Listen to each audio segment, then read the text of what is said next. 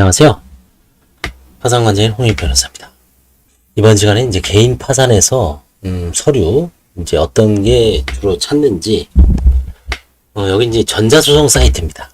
전자소송 사이트에 파산관제인이 들어가는 아이디로 들어가면 이렇게 나옵니다. 여러분들도 아마 이제 파산 사이트에 그 전자소송 파산편에 보면 이런 식으로 나올 겁니다. 여기 보면 개인 회생, 개인 파산, 법인 회생, 법인 파산, 일반 회생, 기타 사건. 우리 관심사는 이제 파산이니까 파산을 한번 눌러보면 자주단의 개인 파산 서류가 이렇게 나옵니다. 하나, 둘, 셋, 넷, 다섯, 여섯, 일곱. 이 21개나 나오네요.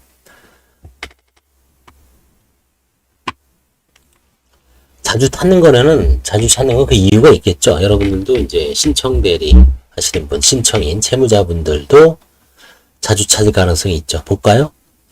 파산 및 면책 신청서, 채무자. 요 2라고 써 있는 건 이 폼으로 되어 있는 겁니다. 파산 및 면책 신청서. 이거는 이제 이 신청서에 빵꾸를 때우는 방식으로 이제 하는 거죠. 그 다음에 예납비용 납부기한 연장 신청서. 이렇게 볼까요? 파산 및 면책 신청서, 채무자용이죠. 동시 신청 중인 거. 파산 신청서인데 채권자가 파산 신청하는 경우도 있죠. 채권자 파산. 그때는 이 양식을 쓰라는 얘기죠.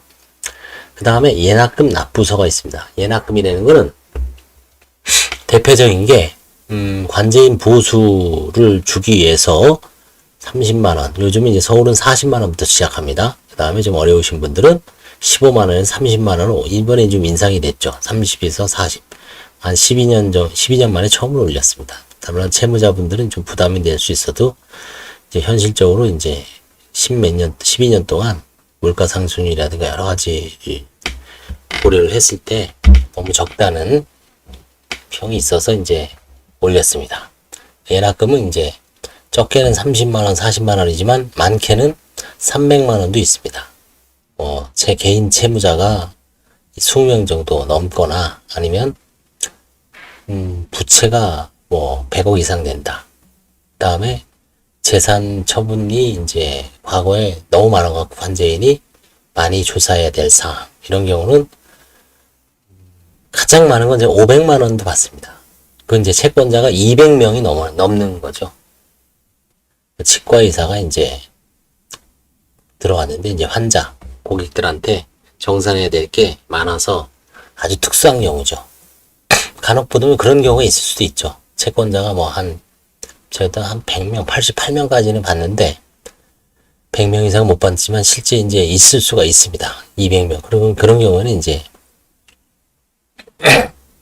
법원의 재량으로 판사님이 500만원까지 예납금을 증대시킬 수가 있습니다. 통상은 이제 30에서 100 정도입니다. 357, 100. 자, 그 다음에 예납비용 납부기한 연장 신청서. 본인은 이제 30이나 40을 생각하고 있었는데 어느 날 갑자기 100만원이 나왔어요. 그러면 당초 예산과 달라서 당황스럽죠. 돈도 준비 안 됐으면 이때는 연장 신청서를 쓰라는 얘기죠. 그러면 일주일이면 일주일, 10일이면 10일 연장을 해줍니다. 그 다음에 예납비용 철회 감액 신청서. 예납비용이 너무 많이 나와서 내 경제적 수준에, 내 삶에, 그러면 이제 기초생활수급자라든가 차상위 계층이라든가 아니면 집에 장애인이 있다든지 소득이 너무 적어서 지금 법원에서 예납 명령을 내린 거를 도저히 어떻게 좀 감당할 수 없다 그러면 예납비용 철회 혹은 감액 신청서를 내면 법원에서는 예납을 철회하고 명령을 취소하고 소송구조를 결정하는 경우가 있습니다. 소송구조 대상을 아마 판사님이 심각하게 생각할 겁니다. 그리고 통상 경제적으로 어려우신 분들은 제 예측으로는 상반기에 하는 게 좋습니다. 왜냐하면 상반기에는 법원에서 그 예산이 충분하기 때문에 소송구조 결정을 심하면 막 내리는 경향이 있습니다. 소송구조. 최근에도 보면 소송구조 사건이 되게 많습니다. 왜?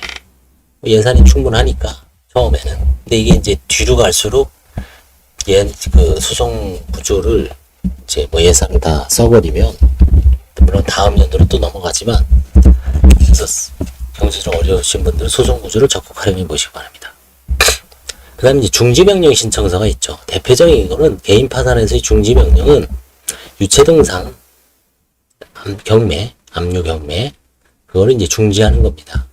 집안의 어떤 살림살이에 대해서 딱지 붙인 거를, 뭐, 금액은 얼마 안 치만, 이제 되게 스트레스 받죠. 외부인이 와서 집안에 들어와서 물건을 감정을 하고, 그쵸? 딱지를 붙이고, 경매업자가 왔다 갔다 하고, 뭐, 입찰을 하고, 그러다 보면 사생활도 문제가 되지만 되게 스트레스 받습니다. 그러면 이제 2분의 1에 대한 거를 뭐 이제 사죠. 차라리.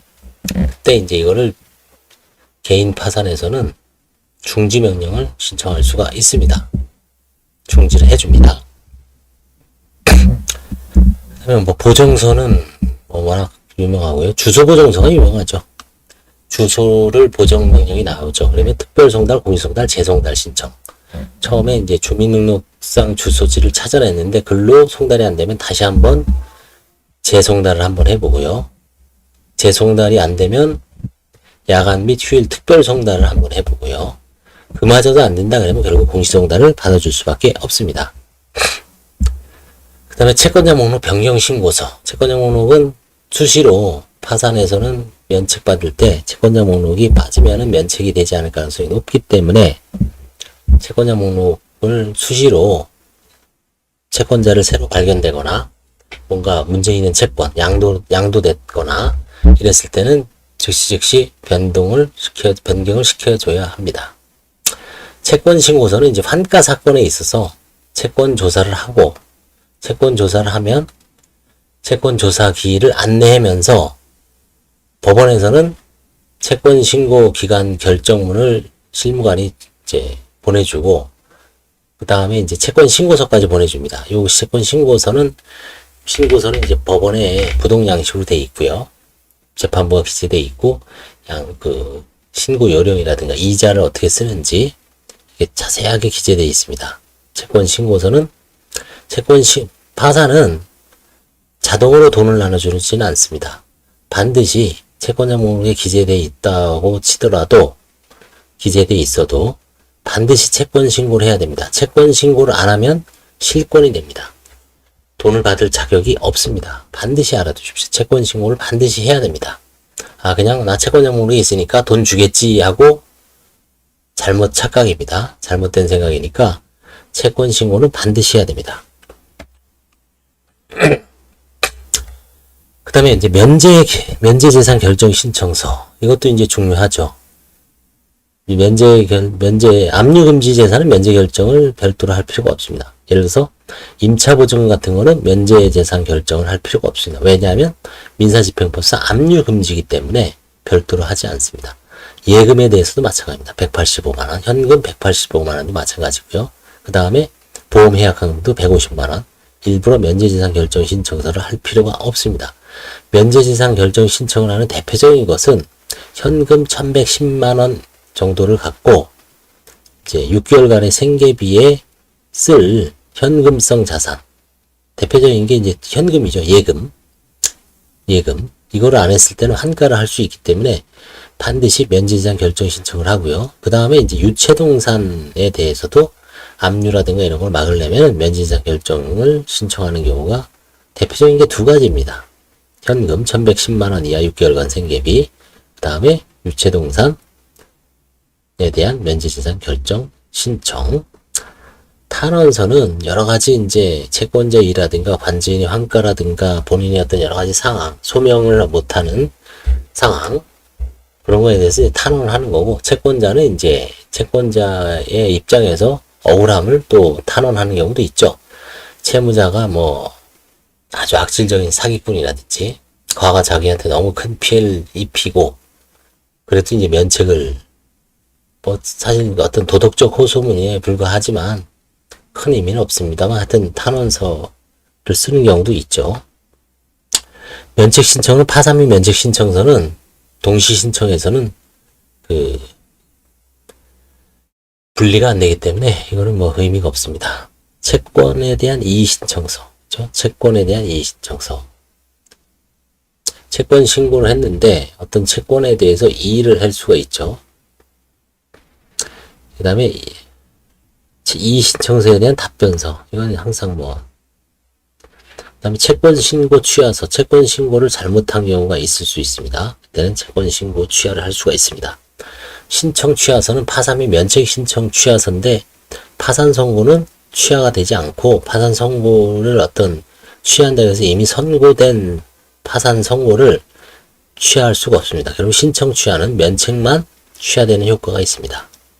파산 선고는 절대로 취하가 되지 않습니다. 한번 내린 파산 선고는 뭐 항고를 해서 파산 선고 자체를 취소시키지 않는 한 원칙적으로 확정이 되어버리면 파산 선고는 다툴 수가 없습니다. 사실조회 신청서는 이제 법률 사실, 뭐 사실에 대해서 알아내기 위해서 이제 각종 조회를 이용하는 겁니다. 대표적인 게 금융거래정보 제출, 과세정보명령, 그 다음에 통신기록, 이 세 가지를 하죠. 그 다음에 금융거래 내역도 하죠. 이 세 가지를 하는 이유는 결국 이제 신원을 확인하기 위해서 그러죠. 금융거래 정보 제출 명령 신청서. 이게 이제 사실조회의 일환으로 금융거래를 하는 겁니다. 즉시 항고장은 파산 및 면책 신청에 대해서도 할 수 있고요. 그 다음에 이제 기각 결정에 대해서도 할 수 있고요. 여러 가지 어떤 결정에 대해서는 항고를 할 수 있습니다. 상속재산 파산 신청서. 이거는 뭐 상속재산 파산에 대한 이번에 이제 약간 좀 수정을 했을 겁니다. 좀 다르게. 첨부 서류도 다르죠. 완전히 개편을 했습니다. 그래서 그거대로 하시면 됩니다. 이게 자주 찾는 개인 서류고요. 이게 자주 찾는 개인 서류입니다. 여러분들도 아마 주로 결국 이거를 많이 하는 이유는 그거죠. 돈에 대한 부담이 되니까 좀 감액해 주십시오. 그렇죠? 중지, 압류에 대해서 중지를 해 주십시오. 면제계산 하시는 거죠. 주소 보정 많이 하죠. 그 다음에 채권에 대한 이의 신청에 대한 답변서, 이거 많이 합니다. 아무튼 이게 개인 파산에서 법원에서 가장 잘 찾는 서류라고 합니다. 감사합니다.